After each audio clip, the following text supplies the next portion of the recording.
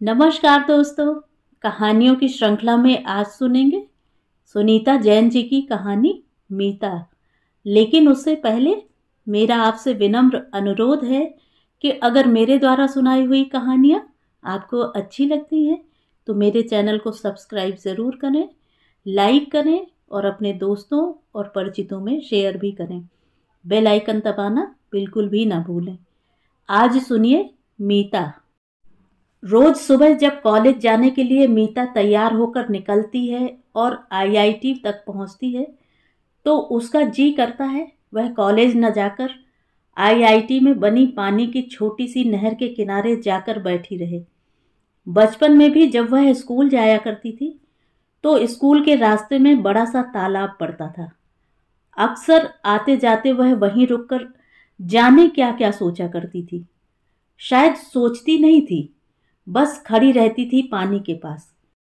आज और दिन से भी अधिक उसका जी कर रहा था कि वह पानी के पास जाकर बैठ जाए और आसपास कोई न हो।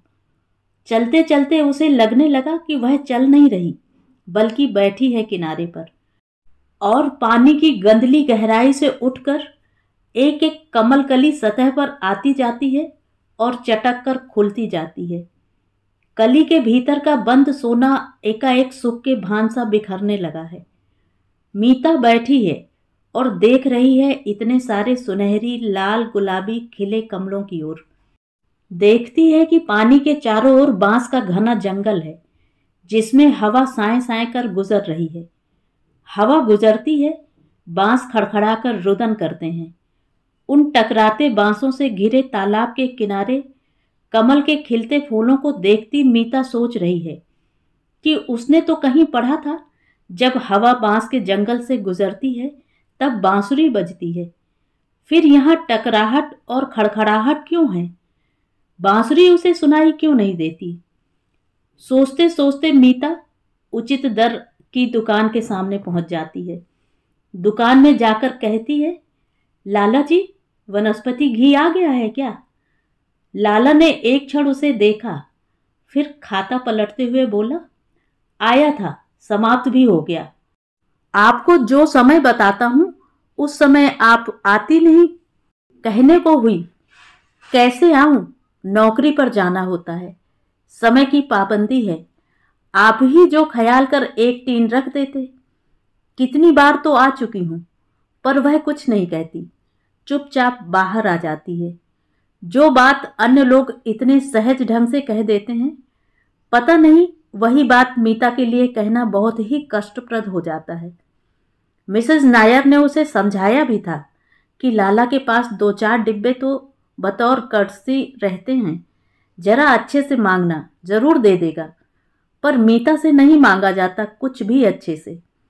फिर जब लाला ने ही कह दिया कि घी खत्म हो गया, तब वह कैसे आरोप लगाए कि लाला जी 2-4 डिब्बे तो काउंटर के नीचे जरूर होंगे। दुकान से बाहर आकर मीता सोचती है, जिम का पत्र आएगा तो वह उसे लिखेगी, मैं आजकल कहीं से वनस्पति घी जुटाने की फिराक में रहती हूँ, इसीलिए रिसर्च पेपर पूरा करके नहीं भेज सकी हूँ। फिर सोचती है कि नहीं, वह नहीं लिखेगी कुछ भी पत्र में, वह पत्र ही नहीं लिखेगी। अमेरिका से जब वह आने लगी थी, जिम ने कहा था, मीता तू क्यों जा रही है? जाना तो है ही एक दिन जिम। क्यों? यहाँ क्या अच्छा नहीं लगता? नहीं, वो बात नहीं, अच्छा लगता है यहाँ रहना, शायद पूरी जिंदगी भी रह लूं, पर यहाँ मरना अच्छा नहीं लगेगा। जिम, परदेश में मरने की कल्पना से ही डर लगता है। देख मीता, तेरी बहुत सी बातें मुझे बहुत अजीब लगा करती हैं, और यही मरने की बात तो बहुत ही अजीब है। जानती थी नहीं समझोगे, वही कल्चरल डिफरेंस की वजह से। नहीं जिम, तो समझाओ मुझे कि जिंदा रहना जहां निभ सकता है वहां मरना क्यों नहीं हो सकेगा? समझा पाऊंगी यह उम्मीद नहीं। हाँ, यह जरूर जानती हूं कि जब कभी ख्याल आ जाता है कि मैं मर गई हूं तुम्हारे देश में, तो बहुत ही लोनली महसूस करती हूँ। हो सकता है मरना तभी तक प्रिय लगता है जब रोने को कोई हो। स्वार्थ की बात है। तुम्हारी बात में तर्क नहीं है जरा भी। पता नहीं कैसे पीएचडी तुम्हारी हो गई। किसी को कोई रोए क्यों? सुनो तो, जिंदगी सही ढंग से व्यक्ति जिए, करता रहे जो वह चाहता है, देता और पाता रहे, फिर शेष तो सब शेष है। हाँ जिम, पर मेरी आंखों में तुम लोगों के कब्रिस्तान में बनी मेरी कब्र मुझे जब दिखती है तो लगता है किसी पहाड़ी पर हवा जैसे साए साए कर रही है। बड़ा वीरान लगता है। अच्छा छोड़ो, बात भावना की है, तर्क से कैसे समझाऊं? भावना को मैं कम तूल नहीं देता मीता, पर जीना छोड़ व्यक्ति कहीं मरने जाए, यह क्या भावना का सहारा लेकर आत्महत्या करना नहीं हुआ? मीता, मैंने तुम्हारा देश नजदीक से देखा है, तुम वहां अब पनप नहीं सकोगी। ऐसा ना कहो जिम, इतने वर्ष परदेश में रहते मैंने अपने देश को मन का द्वीप बना रखा है, एक निराली तहीटी। जब मैं उदास होती हूं मुझे सुकून वहीं जाकर मिलता रहा है। जैसे राग रिश्तों स्नेह का एक समूचा संसार वहां प्रतीक्षा में है, इसीलिए तो यहां भी क्या पनप सकी।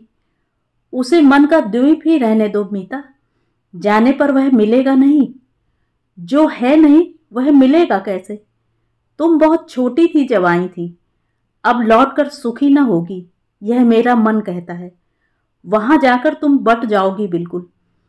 एकाएक मीता सड़क छोड़ किनारे को छिटक गई। सामने से ईंटों का एक ट्रक बहुत तेज गति से उसकी दिशा में आ रहा था, मानो ड्राइवर उसे ही डराने को इतने तेज और उसके इतने करीब से ट्रक को निकाल ले गया। ड्राइवर के तांबे तपे चेहरे की भट्टी सी मुस्कान की झलक भर मिलते ही ट्रक आगे निकल गया, पर एक ईंट उसमें से उड़ी और सड़क पर गिरकर चूर चूर हो गई। मीता ठिठक कर उस ईंट को देखती रही, जो मानो सड़क पर नहीं उसके माथे में लगी हो। ईंट को देखते देखते उसने देखा कि वह कार चला रही है और उसकी कार ट्रक के ठीक पीछे है। ईंट ट्रक से उड़ती है, कार का शीशा तोड़ती हुई उसके माथे में लग जाती है। सीने में उठती कराह को दबाती मीता का जी कर रहा था कि घर लौट जाए, कॉलेज ना जाए। आज कॉलेज में उसे जरा भी अच्छा नहीं लगता। अभी नई नई वह यहाँ ट्रांसफ़र करवा कर आई है। पहले जहाँ पढ़ाती थी वह कॉलेज बहुत दूर था, पर वहाँ का वातावरण शांत था, लोग अच्छे थे। यहाँ का तो उसे हिसाब किताब ही समझ में नहीं आता। जब आई थी तो लोग इशारे कर उसकी पीठ पीछे कहते, भाई यह अमेरिका रिटर्न है, और सुनने वाले हंसते थे, अबे अक्ल के अंधे, इतना तो सोच, अमेरिका रिटर्न होती तो इस कॉलेज में पढ़ाने आती। मीता का जी किया कि सड़क के किनारे के नीम के नीचे किसी पत्थर पर बैठ जाए, पर नीम तले न पत्थर था न छाया। धूप भी सिर पर आ गई थी और पसीने की लाख सुइयां साए साए करती हवा से तीखी हो चुभने लगी थी। कॉलेज के पिछले भाग में बनी कैंटीन की तरफ से मीता जैसे ही भीतर आई, उसका पल्ला किसी ने छू लिया। मैडम, अरे रो क्यों रही हो तुम? क्या बात है? मैडम, मेरी फीस माफ करवा दीजिए, मेरे पापा बहुत बीमार हैं, काम पर नहीं जाते। माँ फीस नहीं दे सकेगी तो मुझे पढ़ाई छोड़नी पड़ेगी।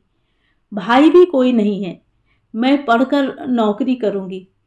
तो रोने की क्या बात है? फीस माफ कमेटी को यह सब बता दो, फीस माफ हो जाएगी। नहीं मैडम, फीस माफ कमेटी में जो सर हैं वे कहते हैं कि फीस माफ नहीं करेंगे। क्यों? अरे फिर रोने लगी, क्यों नहीं करेंगे फीस माफ? मैडम, पहले शुरू में आप हमें पढ़ाती थी ना, फिर आप दूसरी क्लास को पढ़ाने लगी, तो हम सब ने प्रिंसिपल को यह लिख कर दिया कि हम मैडम से ही पढ़ेंगे, सेठी सर से नहीं पढ़ेंगे, क्योंकि उनकी बात हमारी समझ में नहीं आती।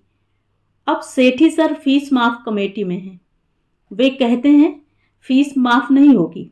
नहीं तो यह बताओ कि वह चिट्ठी किसने लिखवाई थी, किसने लिखी थी? स्टाफ रूम तक पहुंचते मीता का सिर चक्कर खाने लगा था। जिम की आवाज मानो चीख कर उसे कह रही थी, मीता तू क्यों जा रही है? क्यों जा रही है मीता? तू क्यों जा रही है? स्टाफ रूम के दरवाजे का पर्दा सरकाते ही अरुण सेठी उसे दिखाई दे गया। जाकर उसी के सामने वह रुकी।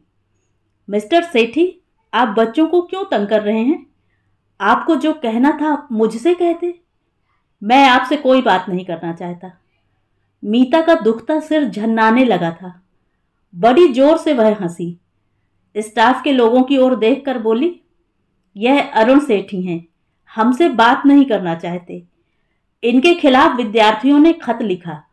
मैंने इनसे कहा कि वह खत फड़वा डालते हैं, तो मुझसे बोले आप किसी को इस विषय में कुछ बताना नहीं, पर अपने सामने ये बच्चों से पूछते हैं कि बताओ खत लिखवाया किसने। उनकी फीस माफ करने से इनकार करते हैं। मिस्टर सेठी, मुझसे पूछ लिया होता अगर शक मुझ पर था आपका। कहा ना कि मैं आपसे बात नहीं करना चाहता। आपका बिहेवियर बहुत गलत है। सो तो है ही। आप कई दिन से मुझे देख मुंह फेर लिया करते हैं। औरों को जाने क्या क्या कहते रहे हैं। इसी से बहुत से लोग मुझसे आंखें चुराते हैं। हेलो का जवाब तक नहीं देते। यही बिहेवियर तो सीखने आई हूं। मीता एकाएक वहीं बैठ गई कुर्सी पर। सारा स्टाफ रूम एल्फ्रेड हिचकॉक की फिल्म द बर्ड्स का एक सीन बन गया।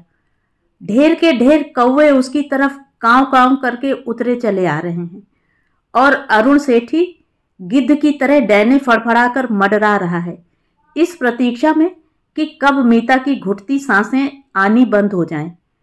अपने दोनों हाथों से मीता ने अपनी आंखें कसकर ढक लीं, जैसे उसके आंख बंद कर लेने मात्र से यह दृश्य उसके मन से हट जाएगा। अपने कलाकार मौसा जी के पैरों के पास जमीन पर बैठी गोदी में सिर डाले मीता बहुत देर से रो रही है। रोते रोते उसकी हिचकी बंध गई है। कॉलेज में उससे रुका नहीं गया था। टैक्सी पकड़ सीधी अपने पिता, सखा, सहोदर, अपने कलाकार मौसा जी के यहाँ चली आई थी। तब से यहीं फर्श पर बैठी रो रही है। लोग इतना झूठ क्यों बोलते हैं? झूठ क्यों बोलते हैं? रोते रोते जब रोना चुक गया और सुबकियां रह गईं, तो मौसा जी ने उसका मुंह ऊपर उठाया है। वे कुछ भी नहीं कह रहे, बस गहरे उसकी आंखों में देख रहे हैं, उसकी आत्मा तक। वे यह भी नहीं कह रहे हैं कि लड़की तू इतने दिन से आई क्यों नहीं, कहां रही, यह क्या हाल बना रखा है तूने। वे कुछ नहीं कह रहे हैं, बस बहुत गहरे उसकी आत्मा में यह देख रहे हैं कि जिसकी पीड़ा से वह इतनी व्यथित हुई, वह घाव कितना पैना है। बिना कुछ पूछे, बिना कुछ कहे, वे उसकी आत्मा तक देखते चले जा रहे हैं। घर पहुंचने तक धूप बिल्कुल ढल चुकी है। आकाश पर हल्की सी बदली ने साया कर दिया है। मीता नहा कर आई है। खुशनुमा छपाई की हल्की सी जॉर्जेट की साड़ी उसने पहन ली है। शीशे में अपना चेहरा ध्यान से देखते हुए उसे ख्याल हो आया कि आज बृहस्पतिवार है, विशु शायद आ जाए। मीता ने सूने माथे पर बिंदी सजा ली है। विशु ही दे गया था बिंदियों के ढेर से पैकेट, और मनियारे की तो मानो पूरी दुकान ही उठा लाया था। यह खाली कलाई मुझे अच्छी नहीं लगती भाभी, तुम चूड़ी पहना करो ना, बिंदी लगाया करो। क्यों नहीं लगाती? पगले, वहां 12 साल अमेरिका में मैं क्या यह सब करती थी? वहां तो ये चीजें मिलती भी नहीं थी। फिर अटपटा लगता है अब तो। लगा करे अटपटा। कहो कि कलाई खाली नहीं रखोगी। दोनों हाथों में चूड़ी पहनते मीता सोचती है शायद विशु आज भी ना आए। नहीं आए तो ना सही, उसे प्रतीक्षा तो है, कोई अपना तो है। तो ये थी कहानी। कहानी आपको कैसी लगी कमेंट करके ज़रूर बताएं।